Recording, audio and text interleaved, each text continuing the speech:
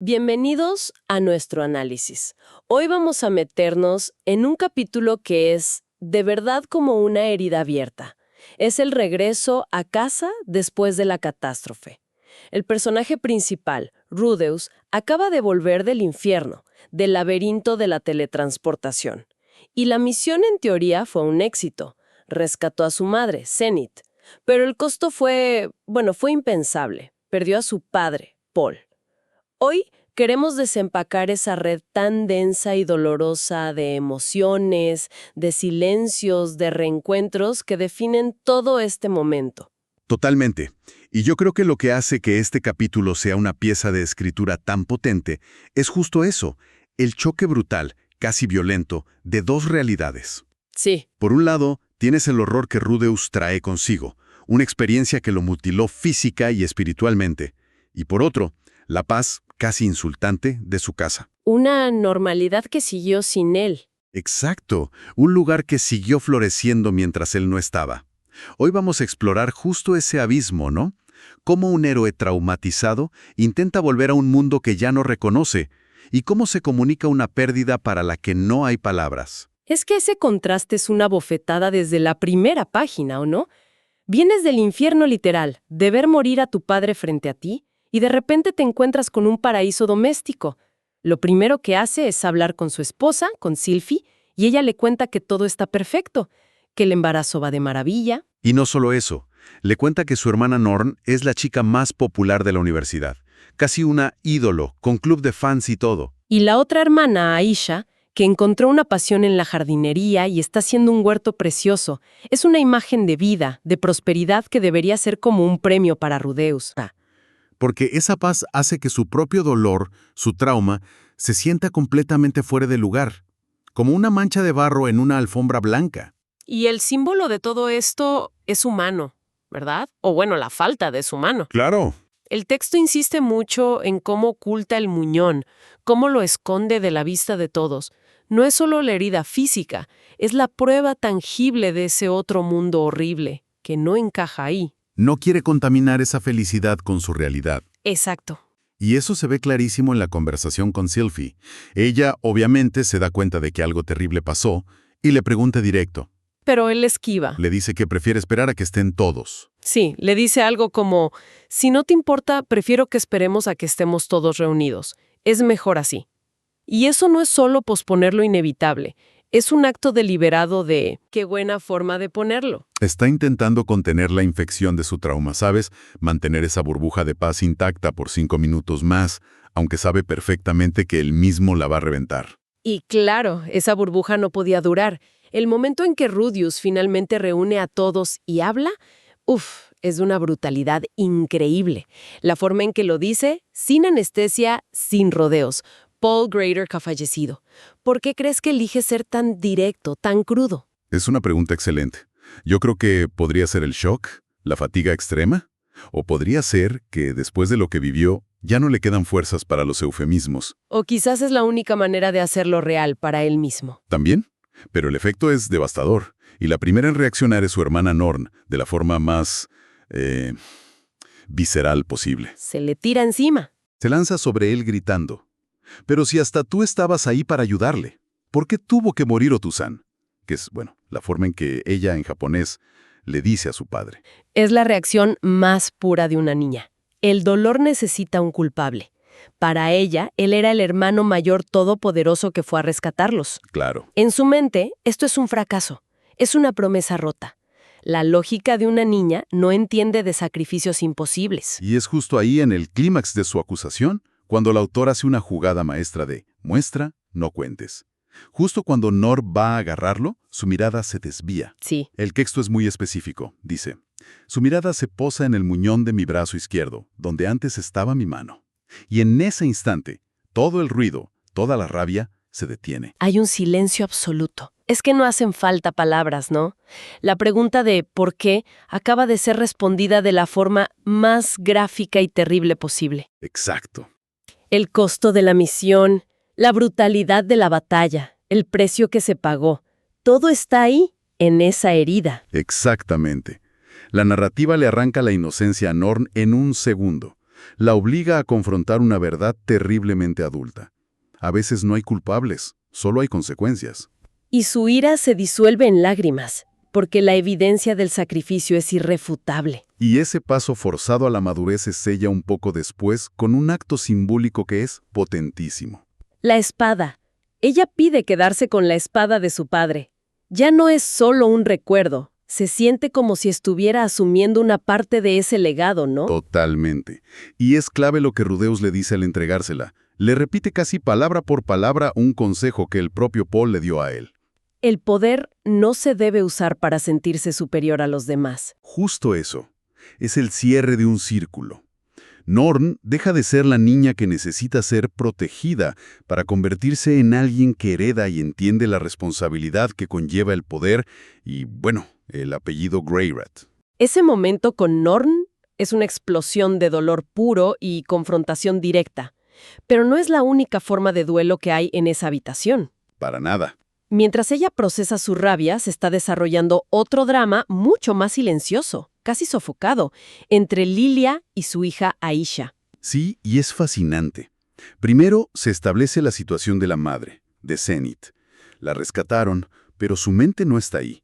Es un cuerpo vacío, una inválida, como la describe el texto. Y Rudeus decida que Lilia, la sirvienta, se va a encargar de cuidarla. Y esto provoca el reencuentro entre Lilia y Aisha después de años sin verse. Y es increíblemente tenso. Es que es casi antinatural, ¿viste? Lilia le habla a su propia hija con una formalidad helada. Le dice algo como, aunque es cierto que sois hermanos de sangre, tampoco debes olvidar que le debemos la vida. Y que por eso debes seguir trabajando como sirvienta. Exacto. Deberá seguir trabajando bajo su servicio y actuar debidamente como la sirvienta de su familia. Se tratan como empleada y jefa, no como madre e hija. Desde la perspectiva de Rudeus, que es nuestro narrador, esto parece frialdad pura. Él inmediatamente asume que se llevan mal, que hay un resentimiento ahí. Pero la realidad es mucho más compleja. Y de hecho, es todo lo contrario.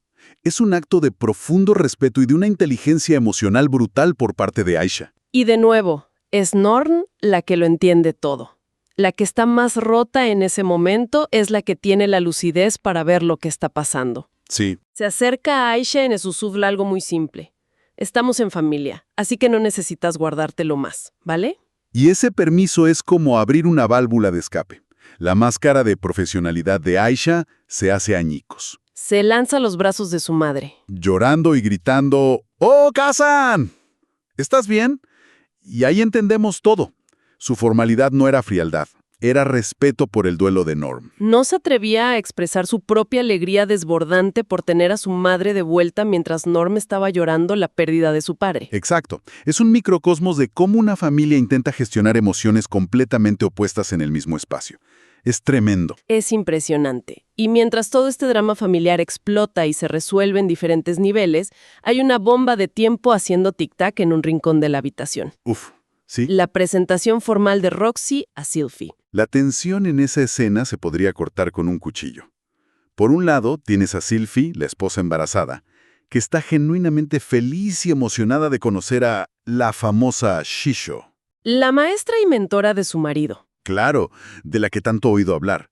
Su saludo es puro, es inocente. Echarle más leña al fuego, Lilia, siempre manteniendo las formas, se dirige a Sylphie como Sylphiet-sama. Usando un honorífico que marca una distancia, una jerarquía, que solo hace que todo sea aún más extraño. Claro, porque el elefante en la habitación, que Sylphie es la única que no ve, es que Rudeus, en medio de la desesperación del laberinto, se casó con Roxy. Uf. Así que tienes a la primera esposa, embarazada y felizmente ignorante, conociendo a la segunda esposa, que sabe perfectamente cuál es su lugar y se siente terriblemente culpable. Cada saludo educado, cada sonrisa forzada está cargada con el peso de ese secreto monumental. Y la pregunta ¿es cobardía por parte de Rudeus no decirlo en ese momento? ¿O es una especie de triaje emocional? Claro que es. Él sabe que la familia simplemente no puede soportar una revelación más en ese instante. Es una pregunta buenísima, y creo que la respuesta es un poco de las dos cosas. Por un lado, es absolutamente un acto de autopreservación. No tiene la energía para enfrentar esa conversación. Pero también es un cálculo estratégico casi de un general de campo de batalla. Él sabe que el ecosistema emocional de la casa está al borde del colapso. Norn está rota. Sylvie está embarazada y vulnerable. Va de su segundo matrimonio en ese preciso momento. Sería como prenderle fuego a la casa. Su silencio, aunque crea esta tensión insoportable para Roxy y para él, es una forma de contener el daño. Es una bomba de tiempo que deciden no desactivar todavía. Y una vez que la historia de la batalla se ha contado y se han repartido las pocas pertenencias de Paul, el capítulo da un último giro. La despedida del grupo de búsqueda. Sí, Jisoo, Talhand, el Inálice, todos deciden marcharse a un hotel. Rudeus les insiste para que se queden, pero ellos se niegan. No quieren molestar. Jisoo lo dice muy claro. Todavía te quedan cosillas con la familia que no nos incumben. Entienden que su parte ha terminado. Han cumplido su misión como aventureros. Su partida es el cierre definitivo de una era. Con ellos se va el espíritu de la aventura, la camaradería del viaje. Han sido sus compañeros de armas en la prueba más dura de su vida. Y es mucho más que simbólico. Estructuralmente, es el fin del motor narrativo que ha impulsado la historia durante años. El arco de la misión de rescate se apaga. ¿Se terminó? Rudeus ya no es un aventurero con un objetivo claro y tangible. Su partida lo deja en un vacío. Y él mismo lo verbaliza mientras los ve alejarse en la nieve. Piensa algo así como que por fin le ha dado cierre a la catástrofe de la teletransportación, ¿no? Sí, piensa, bueno, parece que por fin le he dado cierre a la catástrofe de la teletransportación. Para los Greyrat, este es el desenlace. Entonces la historia realmente cambia de género en este punto. Pasa de ser una aventura de fantasía, con misiones y monstruos, a ser un drama familiar en toda regla. Exactamente. La aventura externa ha terminado. Ya ha terminado con un sabor terriblemente amargo. Ahora comienza la aventura interna. Su nueva misión. Su nueva misión, que es mucho más ambigua y no tiene un mapa claro, es ser el pilar de esta familia fracturada y compleja. Tiene una madre que es una cáscara vacía, una hermana que ha madurado a la fuerza y dos esposas cuya relación pende del hilo de un secreto. El campo de batalla ahora es su propia casa. Justamente. Este capítulo es realmente una clase magistral de cómo mostrar, no contar. El sacrificio, el dolor, el amor, la empatía, todo se comunica en un silencio, en una mirada, a una herida, en un abrazo que se reprime y luego explota. Es el doloroso proceso de volver a casa y darte cuenta de que ni tú ni el hogar que dejaste son los mismos. Y nos deja con una pregunta ética muy profunda, una que el propio Rudeus se empieza a plantear. Piensa en la condición de su madre, Zenith. Sí. Se pregunta si realmente sería bueno para ella recuperar sus recuerdos. Si lo hiciera, tendría que enfrentarse a la culpa aplastante de saber que su marido murió para salvarla. Es terrible. Así que la pregunta que queda flotando ¿es la verdad siempre la mejor opción? ¿O hay casos en los que el olvido es una forma de piedad?